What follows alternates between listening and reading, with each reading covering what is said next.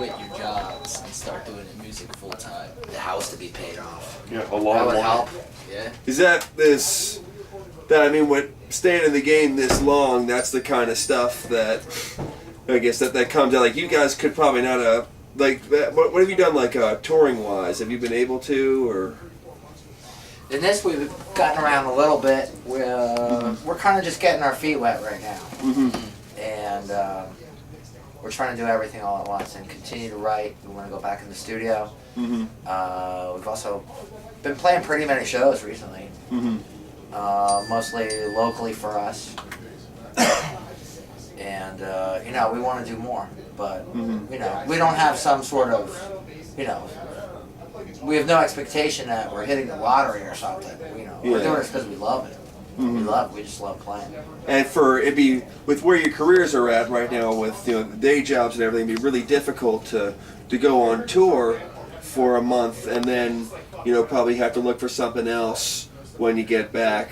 As difficult as that is for everybody. We could probably all swing something. You know, we could make whatever work that we had to. I'm sure we could. She said, I saw the keys flying when I walked past the office because it was up on the computer. And she said, I love you too. I'm going to scrub the tub. That's true though, right there. Scrubbing the tub. Have you ever tried to record an album in a bathtub? Maybe get that special kind of reverb? Recorded in a basement, recorded in a club, recorded in a studio. No tubs. Now, are all your songs like all recorded from the same studio at the same time? The ones on here are, and we'll be going back. Yeah, anybody ever needs a great studio? Brian J. Anthony in Northampton, you guys are amazing. I really like the sound that you got. I just heard your stuff on the Facebook page and MySpace. Yep. Has a really good sound. It's That's clear. $508. Yeah, we literally spent $500 on that thing. And it seems like money well spent. I'm surprised it didn't cost a lot more from. Yeah. I hear a lot of, especially a lot of hard rock bands that are in a studio these days with all the digital stuff. It's like it's easy for people to get a clear and well mixed sound, but it's harder than ever to get the right sound. Right. It's heavy, like to make sure the drums sound just right. Because some stuff I hear, it's so bassy, it sounds like the guy's just hitting cardboard if he's playing fast. No, we were very happy with the sounds that we achieved separately and collectively. Really happy with the way that this. Yeah, really happy with the way. You gotta be. You get it done. Yeah, I mean, we spent $500 and literally we blew through the recording of it. We probably spent half of it on just dialing in what it sounded like once we. That's really the hardest part too. Is like not actually recording it. It's just like getting the right sound. How many guitar we walked in parts? totally prepared. We laid all the tracks down. Then the rest of the time was just spent making it sound exactly how we wanted it. Exactly. Like, would you, for instance, would you overdub maybe a couple other guitar parts just to? Would you do a lot of that? We did. Everything that you hear on that disc is bass, drums, and guitar live in a room with like a live take. We did a little guitar overdub. I mean, We doubled the guitar. Doubled the guitar. Did a solo, and then I went in about 2.5 hours. Did all the vocals. Some of that stuff is actually from the scratch track. We just if you have that performance. It sounds good. Why It's right there, Yeah. Is your producer Like been? when I go in the studio, like I'll usually do a scratch track like with the band. Like, do you feel that like helps you like and get like the real like vibe that you really want yeah, when you record it? Playing when they're actually recorded playing that it. live first thing. You were singing I to sang it. along Yeah. and I sang like it was going to be the thing. Yeah. Here's the thing And with then- that too. When you're in a band, you play like really fucking fast. I mean, there really isn't a scratch track. You either did it or you didn't. Yeah. You know what I mean? There is no, part of it was good, but we fucked up a little. The rehearsal and everything to get the song to even exist pretty much dictates that. And not to mention, all of our songs are only like 87 seconds long, but you either hit it or you didn't, you know what I mean? And a lot of times it was just easier to say fucking do it over than, it's good to we hear just and did it let's over move it on. together. Fuck it, just do it over everybody until we get it. We went in there. I've been in bands where we recorded stuff and great albums. Went in with that intention of having that live thing, and then it's like you end up keeping the drum track, and it's overdub and overdub and overdub, and that's how 90% of everything that's ever been done is like that. But Yeah. so I was really happy that we got to keep a whole lot of live stuff And even the way we did it, there was no way to, well, the drums were in a separate room, but the guitar and bass were in the same room. So really, if we didn't get that one spot on, we would have had to do both over. And a lot of times too, if we fucked the track up, we just stopped and started over again. Do you guys use a click track at all? At a time? No. Straight up. Yeah. That Who's dude, the producer Eric again? Eric is a living human click track. That's hardcore. Even the guy who produced us, he went back in, like, and there was some stuff vocally, like, we decided, well, instead of like going in, re-record it, let's jump it from this to this so it all sounds uniform, Nice. whatever. And he picked out something, jumped it up here, and he's like, usually, digitally, it's all, usually he's got to move it visually from here to here.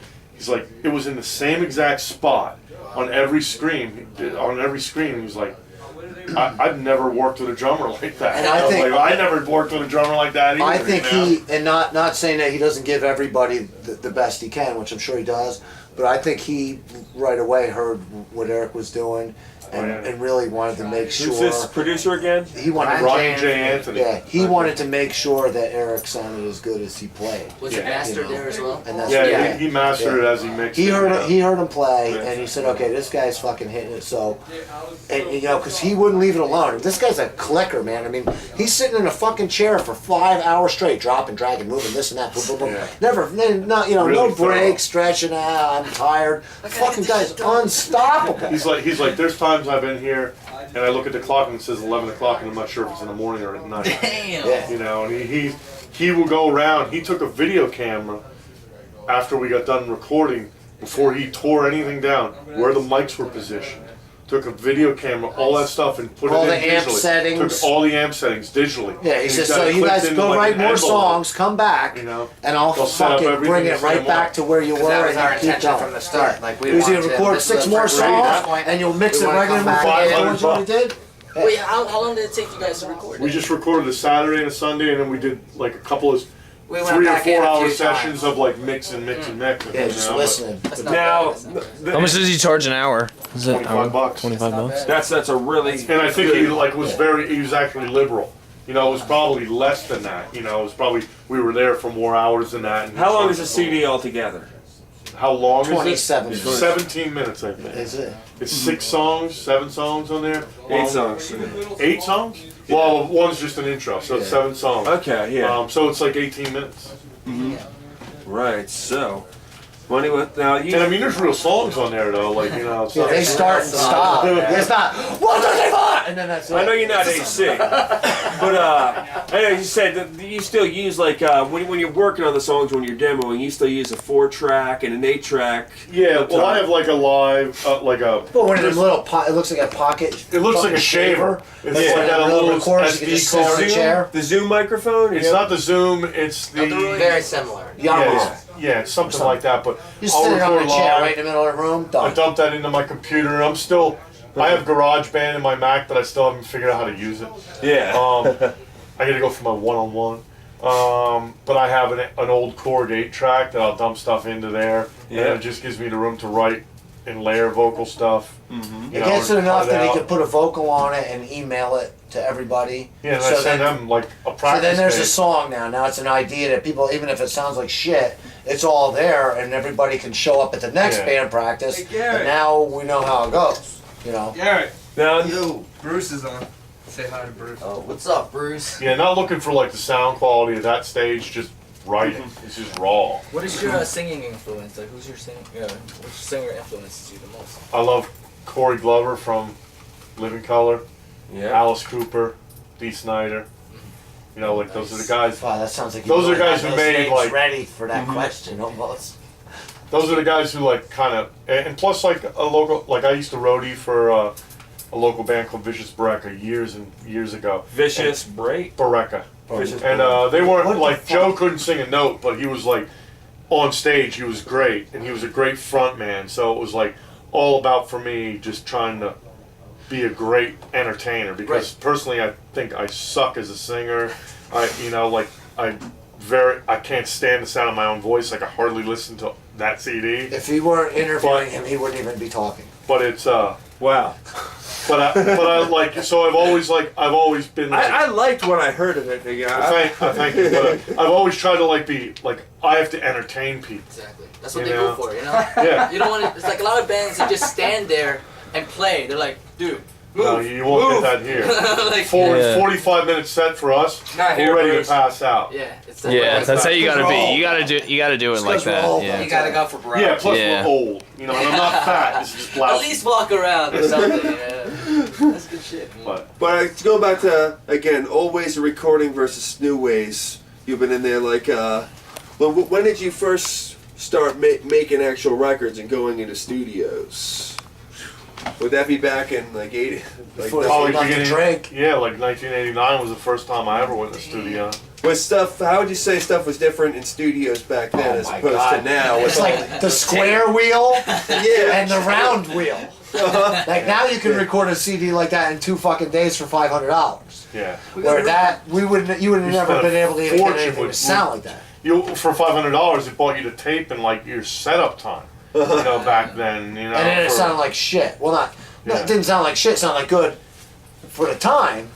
But, Yeah. you know, and again, with this guy that did our CD, I mean, we really hit the nail on the head with this dude. I 'cause mean, we're lucky. He, you know? yeah, because he was looking at us like, what the fuck? I mean, you know, he does everything. He said he'll have a horn section in there one day, and the next section is a fucking death metal band, and you know, he's Country. He got, does yeah, a lot of got Asheville stuff. he does stuff where a guy will come in with a song. He'll write the song and kind of know how to play the chords, but can't sing or really play. But he'll lay down the idea and he'll fix it all on fucking with his pitch changers and turn it into like a rabbit, a Bruce. finished song that the guy who wrote it will in turn go back and learn how to play according to how this guy recorded. you'd have to be sitting on a snake to Yeah. do something like that, basically. He said a guy come in, he doesn't know how to play or sing, Bruce is but he always wrote a like, song. "Aren't they sitting And on he'll a do it and snake?" say, fix it up. Like, He'll no, pitch it's transpose his voice, auto-tune the guitar, and then the guy will come back a week later and it sounds great. And then the dude will learn how to play his own song and then sing it, and there he goes. So what